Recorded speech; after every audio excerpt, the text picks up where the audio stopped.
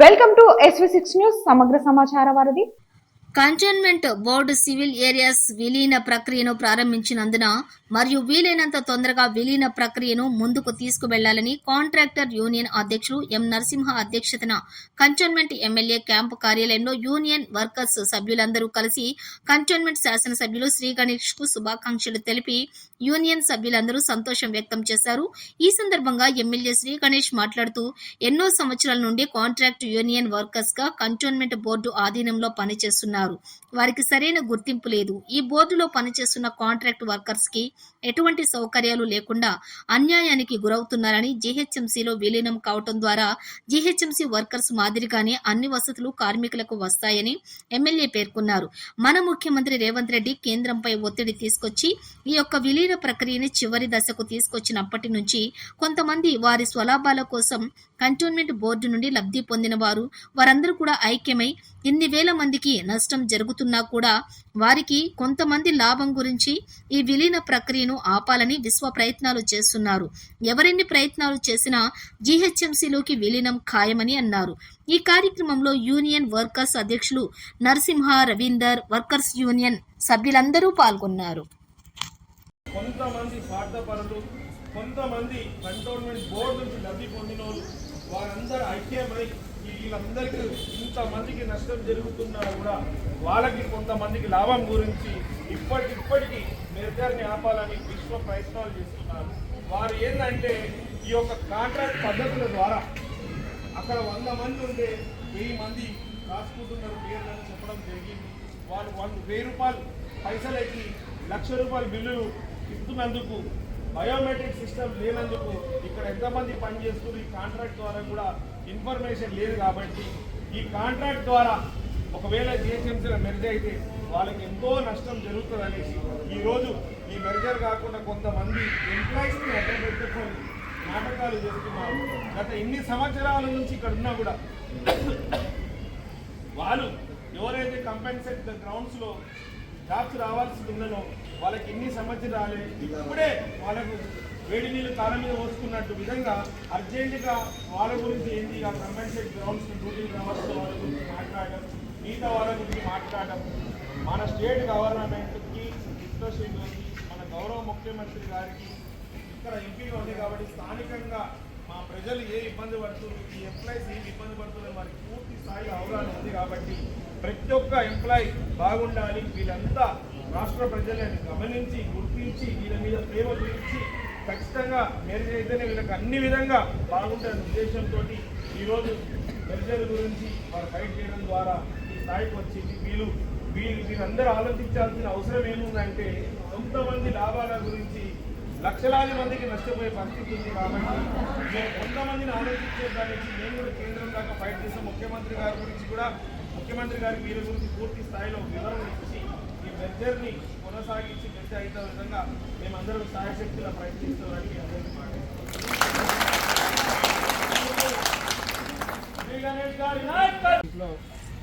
జిహెచ్ఎంసీలనేమో జర రోడ్లు విశాలంగా ఉంటాయి, మిషనరీస్తో ఎక్కువ పనిచేయడం వల్ల వర్క్ ప్రెజర్ తక్కువ ఉంటుంది. మన దగ్గరనేమో బడ్జెట్ను బట్టి వర్కర్లను తక్కువ మంది పెడతారు, దాంతో మిషనరీస్ అసలు ఉండవు. ఉండకపోవడం వల్ల ఎక్కువ పని గంటలు చేయాల్సి వస్తుంది.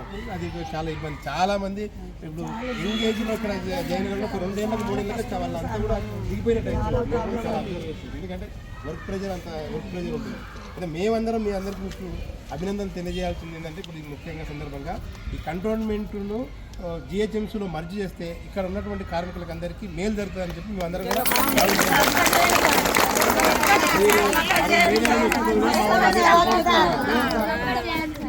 మేడే రోజు వచ్చిన కూడా మేము వాళ్ళందరూ కూడా అదే కోరిక అడిగారు. కలపడం వల్ల వీళ్ళకందరికీ మేలు జరుగుతుంది. ఆ తర్వాత ఇప్పుడు ఏంటంటే ఎట్లా పడితే అట్లా తీసేయడము, బయోమెట్రిక్ విధానం లేకపోవడము,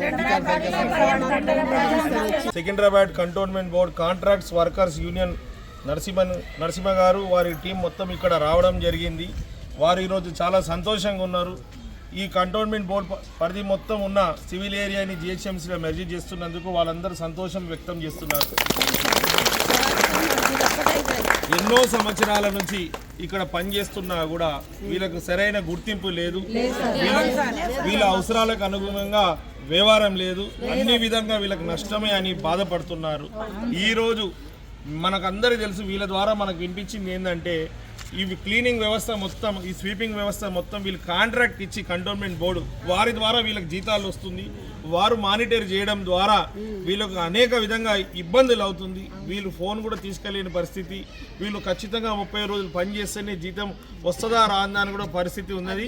అన్ని విధంగా వీళ్ళకి ఇబ్బందులకు గురవుతున్నారు. కాబట్టి జిహెచ్ఎంసీలో మెర్జ్ అయితే జిహెచ్ఎంసీ ఆఫీసే ఒక సొసైటీ ఉంది, ఆ సొసైటీ ద్వారా వీళ్ళకి జీతాలు వస్తాయి. అదే మాదిరి వీళ్ళకు అన్ని బెనిఫిట్స్ వస్తాయనే ఒక ఉద్దేశంతో ఈరోజు నన్ను కలవడం జరిగింది. వారికి ఖచ్చితంగా నేను హామీ ఇస్తున్నాను, ఇది మెర్జ్ కావడం ఖాయం. మెర్జ్ అయిన తర్వాత మీరు ఆశించిన విధంగానే సొసైటీ ద్వారా మీకు జీతాలు వచ్చే విధంగా, మళ్ళీ జిహెచ్ఎంసీ నుంచి గవర్నమెంట్ నుంచి అన్ని బెనిఫిట్స్ మీకు దక్కే విధంగా, మళ్ళీ ముఖ్యంగా ఏదైతే ప్రభుత్వ పథకాలు ఉన్నాయో ప్రతి ఒక్కటి మీ అందరికీ అందే విధంగా నేను శాయశక్తులా మేమందరం ప్రయత్నిస్తామని మీకు మాట ఇస్తున్నాను.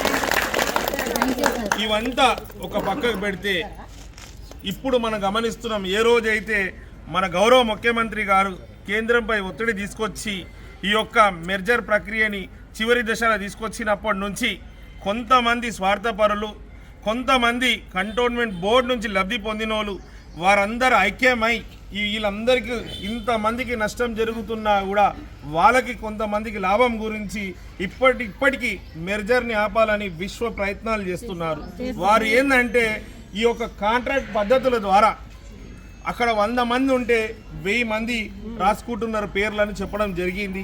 వాళ్ళు 1000 రూపాయలు పైసలకి 1,00,000 రూపాయల బిల్లులు ఇస్తున్నందుకు, బయోమెట్రిక్ సిస్టమ్ లేనందుకు ఇక్కడ ఎంతమంది పనిచేస్తున్నారు, ఈ కాంట్రాక్ట్ ద్వారా కూడా ఇన్ఫర్మేషన్ లేదు. కాబట్టి ఈ కాంట్రాక్ట్ ద్వారా ఒకవేళ జిహెచ్ఎంసీలో మెర్జ్ అయితే వాళ్ళకి ఎంతో నష్టం జరుగుతుంది అనేసి ఈరోజు ఈ మెర్జర్ కాకుండా కొంతమంది ఎంప్లాయీస్ని అడ్డం పెట్టుకొని నాటకాలు చేస్తున్నారు. గత ఇన్ని సంవత్సరాల నుంచి ఇక్కడ ఉన్నా కూడా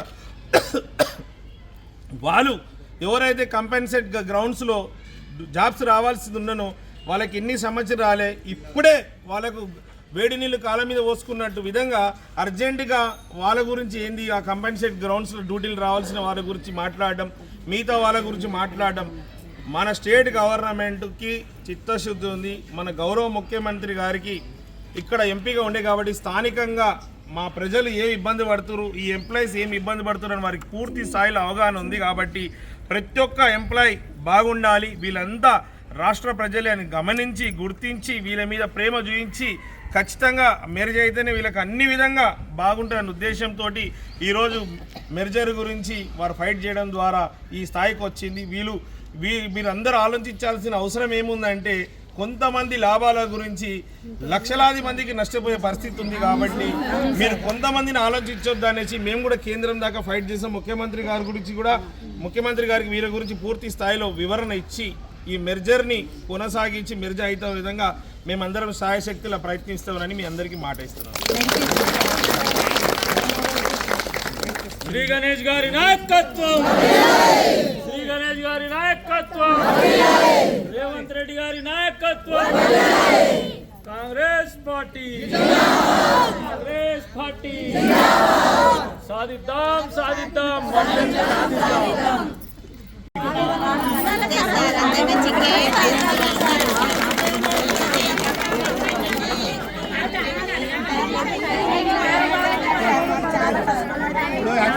యాక్చువల్గా అయితే 8 గంటలు జిహెచ్ఎంసీలో 6 గంటలకు వచ్చి 12 గంటలకు వద్దు. మనలో అయితే 3